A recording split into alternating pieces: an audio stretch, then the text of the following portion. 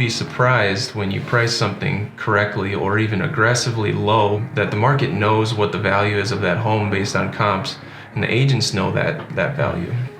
So we see it a lot when it's priced lower, that gets bid up quick. You see more multiple offer situations, or if it's priced high and it sits on the market, we'll show you some statistics that are pretty scary when that days on market creeps up. So I was looking for some statistics and found a really good one on Zillow.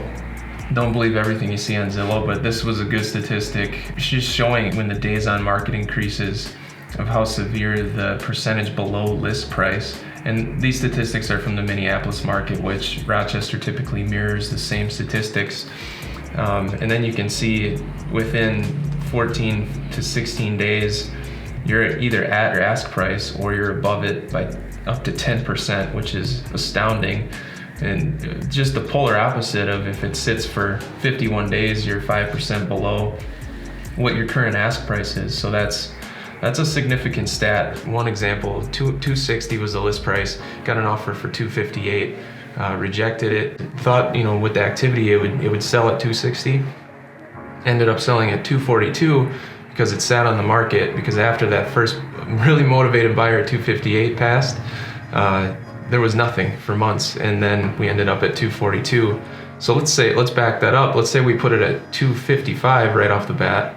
That price could have actually got to 260 potentially, because you might have tapped into another buyer pool. Pulling more buyer pools is like we talked about with first-time home buyers, kind of capping at a certain level, and then you've got these move-up buyers that are in that same range, and those two pools can cross over a little bit. There might be a $20,000, $30,000 range. Most sellers, if you talk to them, as John would know as well, when you're doing your listing appointment, they want the most out of their house, right? They want to get the 260, but quite honestly, there's going to be more buyers, especially the first-time home buyers, that are going to be in that rough range of 240, 250, and maybe climbing up to the 260. But I think, and we were talking about this earlier, I think it would be better to list the house maybe closer towards the 250 to try to pull in more of those first-time home buyers compared to those buyers that are maybe a bit above that 260 range. We're increasing the amount of buyers looking at the home,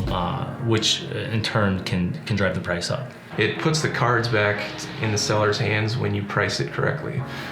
If you don't, you're at the mercy of a buyer that you're hoping will pay what you're asking. If we can list your house appropriately and maybe bring it down just a hair rather than trying to blow it out of the water, we're gonna get that many more buyers to come out of the woodwork to look at these homes. Those pre-approval numbers are just gonna continue to rise as we inch closer towards spring. We're still January 15th, 16th, whatever, middle of January here. So we got an aggressive market still ahead of us. When we're honest with our clients and saying that your price should be here, it's never to offend or just try to sell something quicker. It's doing our job and doing it well, so that we can get the best outcome for our sellers. Thanks for watching this video. Hit the button below and send us a message if you want to have a consultation on the price of your home and the best strategy to sell it quick and for the most amount.